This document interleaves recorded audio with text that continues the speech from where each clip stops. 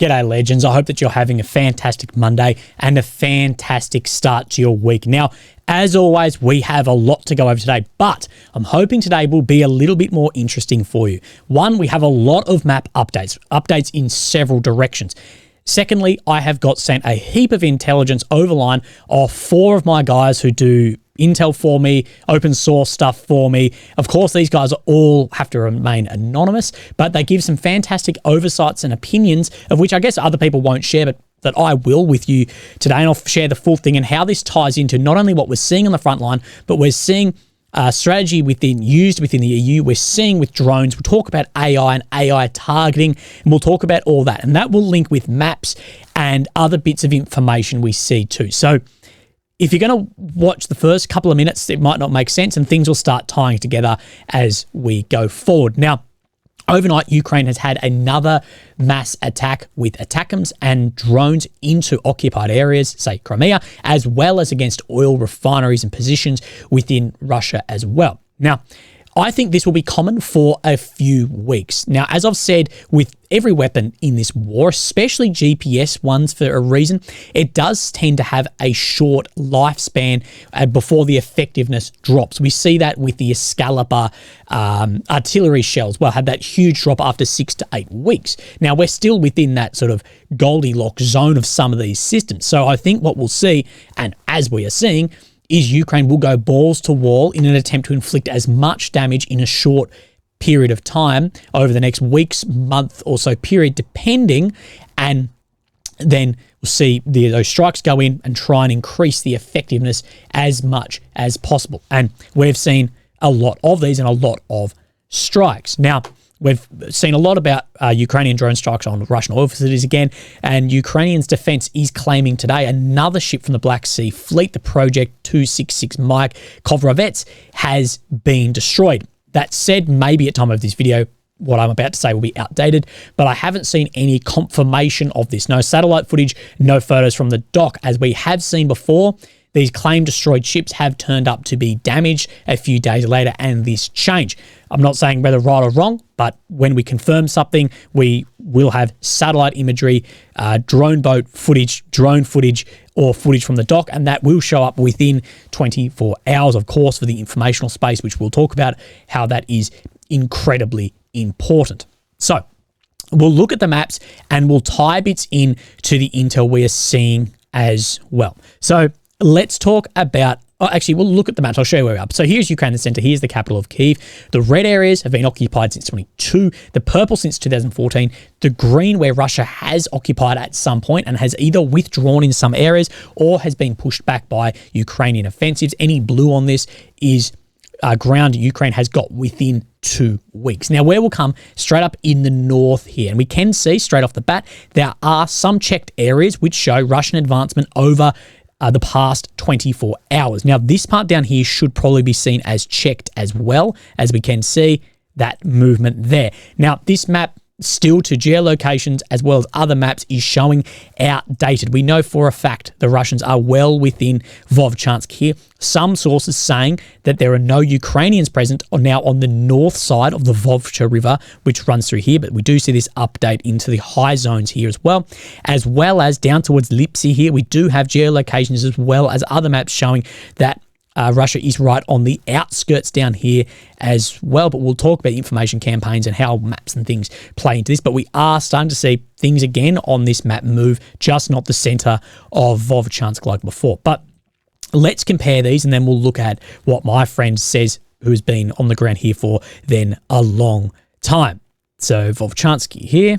So this is showing significantly different. This is Syriac map. Now, this isn't the easiest thing to line up in the world, but we can see that Russia is running, basically tracking down the Vovcha River through here on this line and has pushed into the remainder on the northern side, going off his map. From the Chasiv axis, Russian army took full control over part of the Vovcha North and Vovcha River. About 30% of the town is now under Russian control.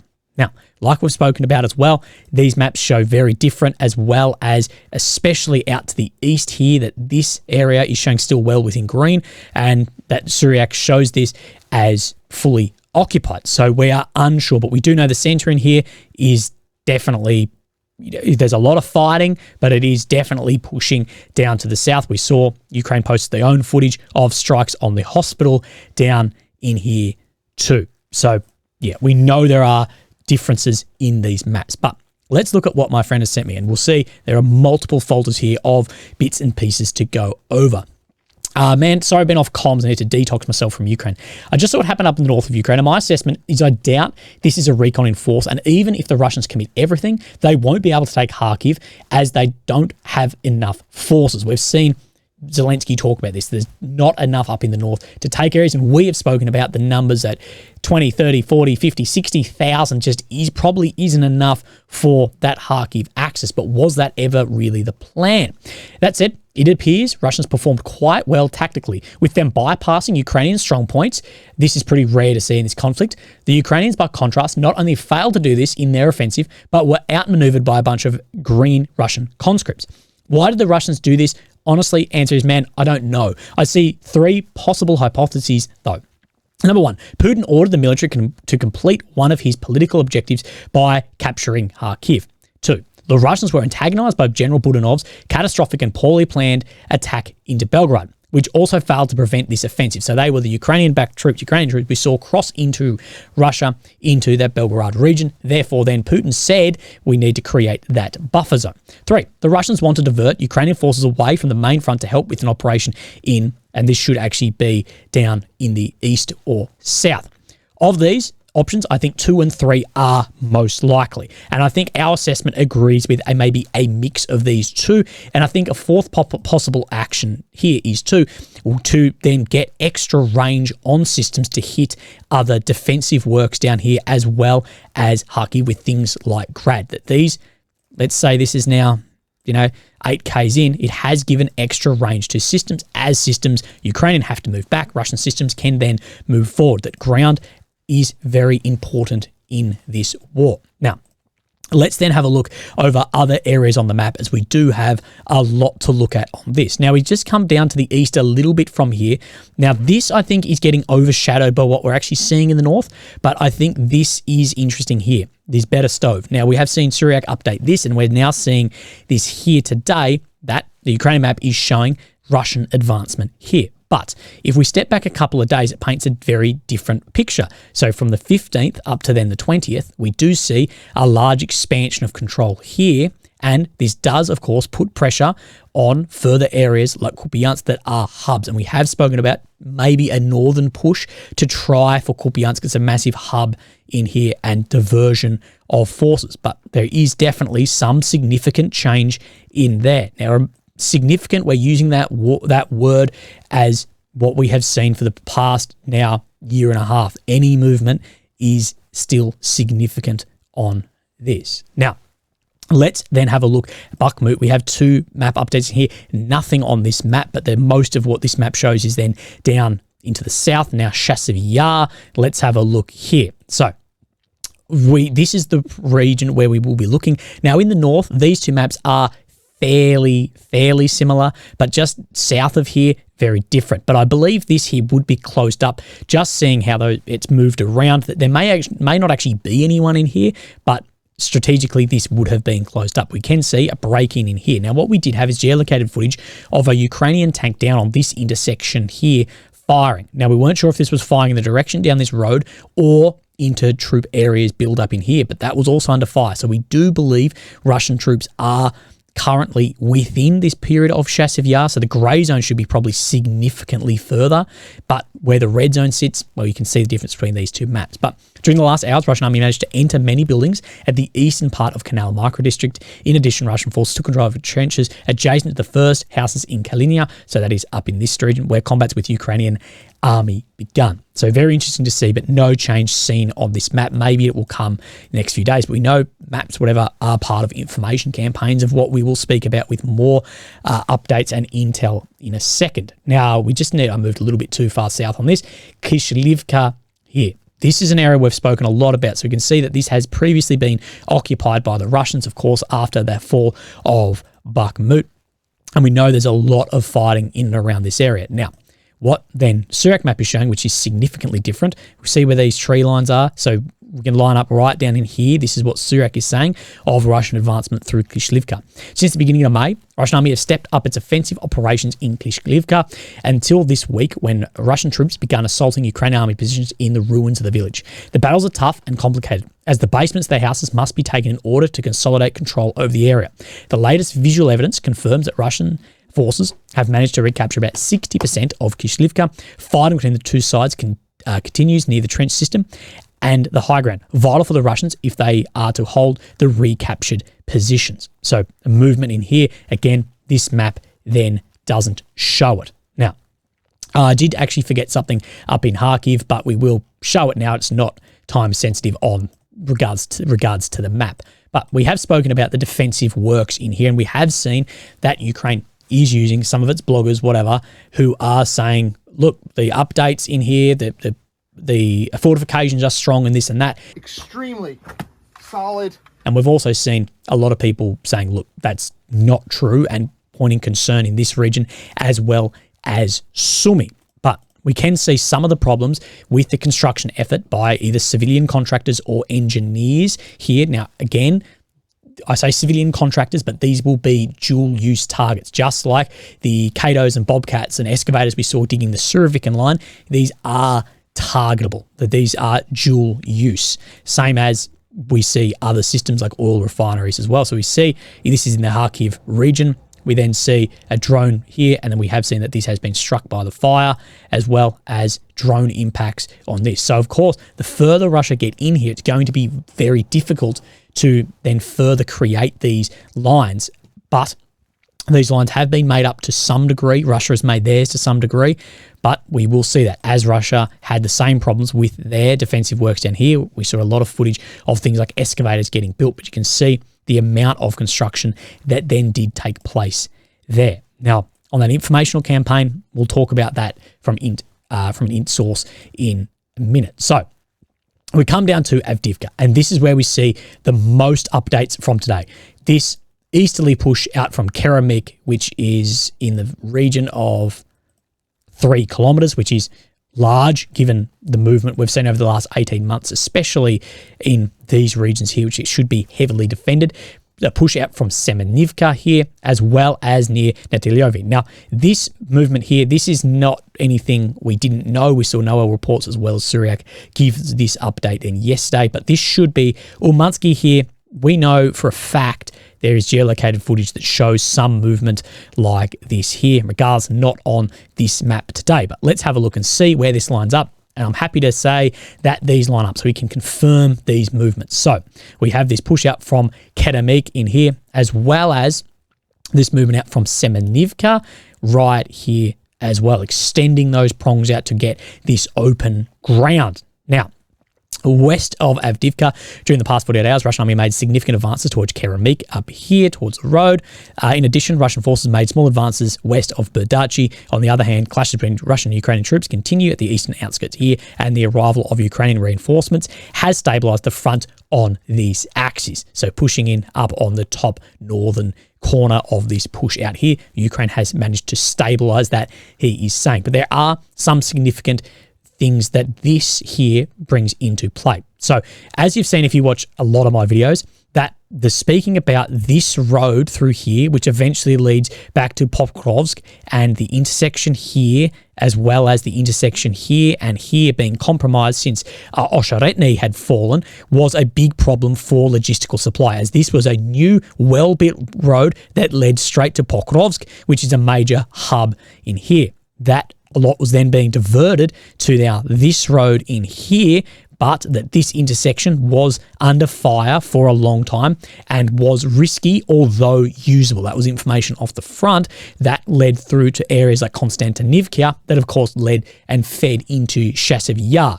But this here, by Ukraine's own map, has now been cut off, what creates more of a problem for areas such as in New York and these other areas down in here. So you need to look at also the overall what could be happening with certain roads being cut off as this area here continues to expand. No change in Krasnoyarivka. Then we see Novomylivka, 2 changes in here. Now, this change is actually backed up with then a geolocation that I found as well. Now, this is Ukraine dropping a GLSDB. Now, this system is sort of a bastardized between two systems.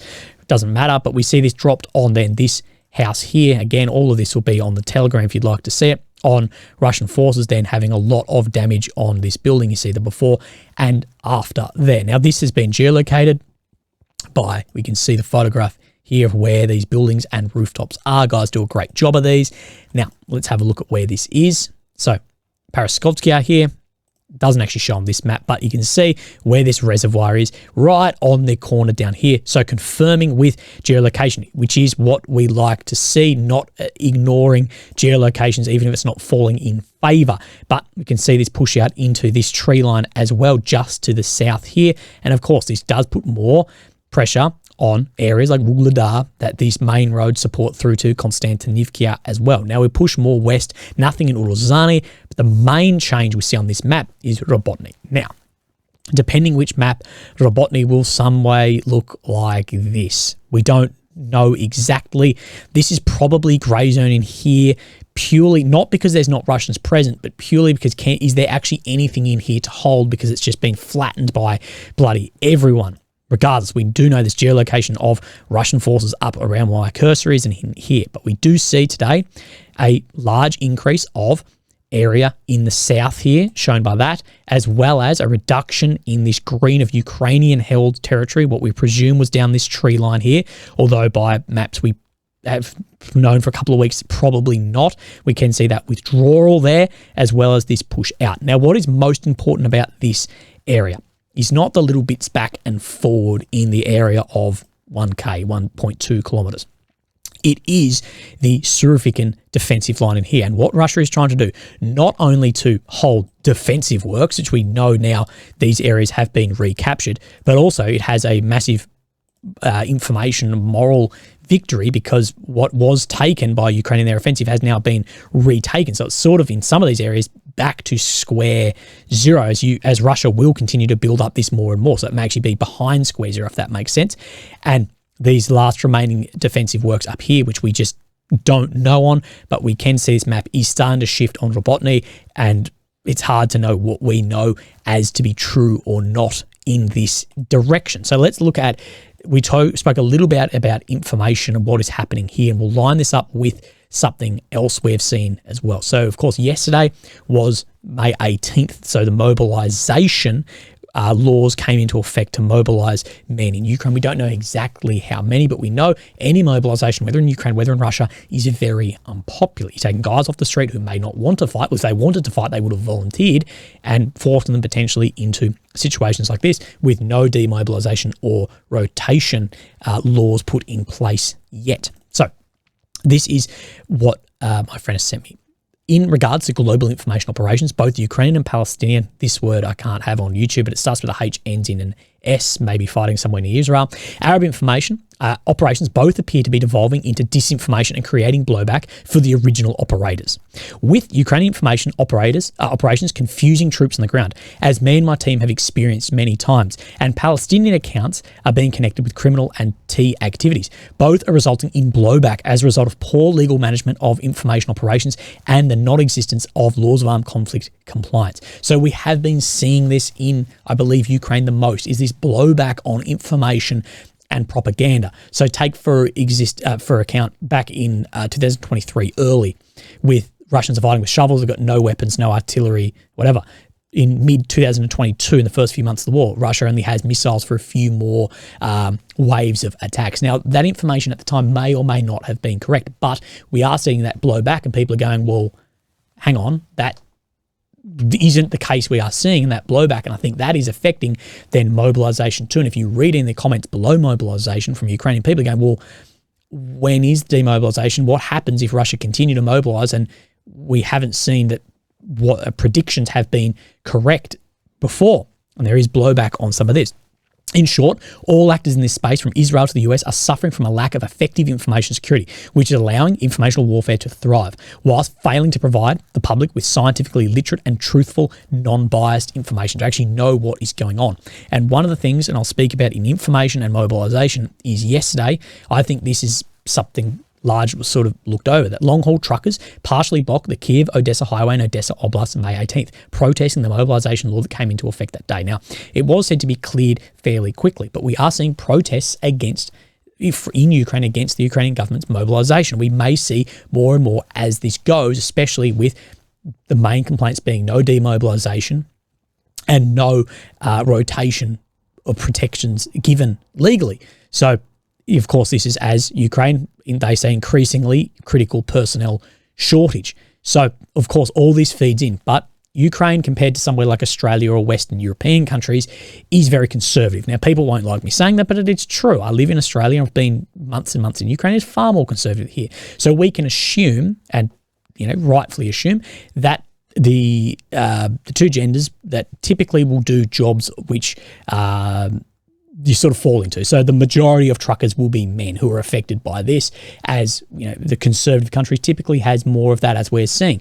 That said, this can have massive problems down the line for you're going to then have shortage potentially in truckers, in people that work in maybe blue collar jobs in electrical supply networks for power grids and gas facilities and this and that. There's going to be problems in that. There's going to have to probably be a backfill of females at some point into areas like this. So we're seeing protests from who it affects the most off the bat there. But it is very, very interesting to look at the informational campaigns in this, and I believe the failures that we have seen claimed to now. And I've asked my audience about, do other YouTubers who had these, Russia's out of weapons, Russia's collapsing, blah, blah, blah, are they starting to get blowback on these claims or predictions that now are incorrect and actually have affected now, the morale on promises, I guess, of this sort of Goldilocks era of the war, that by this date there's going to be nothing and we'll sweep back through. But some people are saying that people just like to drink, I guess, the Kool-Aid and have unbiased information. Everyone hates you because you hear things you don't want. The people just want to have their confirmation bias is an incredibly strong thing. So let's talk about artificial intelligence shells. And we've heard Zelensky talk about that there's been no complaints for a number of weeks of shell shortages. And from which we've shared off the front line as well as we're seeing, that isn't true. Our president said that we have no problems with artillery shells and no one complains. That's not true. And I see no point of lying in this situation. So this ties to that informational war. Our artillery is firing, yes, but it's incomparable with Russian artillery. They fire 6 self-propelled guns at once. And I went through, and this is a Ukrainian soldier here fighting, talking about that. And again, we're seeing that information war, I think, is very rocky at the moment, if not, has had huge go-on effects. Now, talking about AI targeting, we hear a lot about those drones we spoke about at the beginning that are targeting things in Russia. Quick comment on what you said regarding AI targeting. Sometimes seemingly stupid things, adding a bit of noise to an image, can defeat these AIs. And the example he's sent across was basically a few deers in a paddock, same ones. AI could recognize it was a deer, but once some noise was added to the image, like grain, then it couldn't actually recognize it. I say seemingly stupid because this would never work against a human, but these systems work differently from our brains.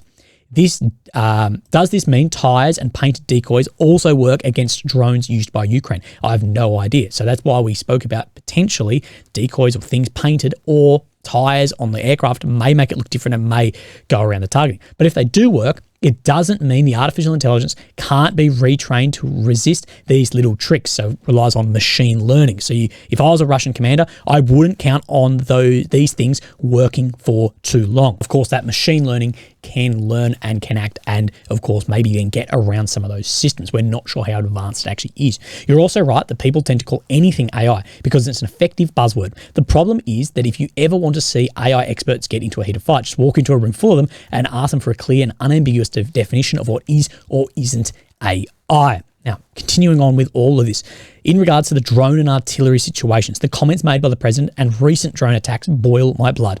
Firstly, the idea that there is no funding for drones is utterly ridiculous. Ukraine has wasted billions on Ukrainian and Western-designed electric-based drone vaporware that struggles in the winter and has limited range. Second, While it's good to finally see fully autonomous, non-electric fixed-wing drone being used, it is upsetting to see these systems are only now being used, as the troops at the front have needed these automated systems for months, as they need them to prevent the Russians from a direction finding Ukrainian drone operators and killing them. Additionally, these fixed-wing drones are still desperately needed, as Ukrainian artillery is still constantly struggling to win counter-battery engagements against Russian artillery, as Ukraine still doesn't have sufficiently trained artillery gunners or an all-land style capability to knock out enemy artillery. Remember, GPS-guided munitions such as the but the all-land works with the, I'll put it on the screen, that is laser guided. So it lasers something and then hits it. This has been largely unresolved issue since we first talked, mate. Now, continuing on here as well, these systems aren't fully automated, and that's the sad thing, is that the Israelis had a number out-of-the-box solutions that have had some of the most robust machine learning algorithms available. For example, the IAI Harpy is the Shahed is based on, and it's very possible to repurpose the system to fully support Ukrainian artillery, electronic warfare, low-cost counter-Shahed missions. In regards to FPVs that are immune from jamming, Linus is a largely automated FPV drone ready to go. The US Scan Eagle is also a good drone that can complete with all-in. But instead, billions have been invested into Chinese FPVs and Western defense companies, of which Ukrainian companies have often tried to copy and steal from. Now, let's talk about this in two sections. So billions have been invested in Chinese FPVs. True. DJI, which millions and billions of dollars may have been spent on in this war of DJI products, of course, that is a Chinese-owned company. Now, the majority of parts built in your self-made FPV is going into China as well, where this is made. Now, let's talk about Western companies often try to copy and steal from, only for the Ukrainians to get angry and ask why no one will invest their stolen toy plane. Now, I won't say the company, but there was an example of a drone supplied to Ukraine, very simple product, but then was copied by Ukraine and made. No one we invested in it because of the copy there, and there was then from the original company saying, well, we're not going to send you that product now that you've copied and are using. Now, I absolutely understand time of war, desperation, whatever, but you can see business is business.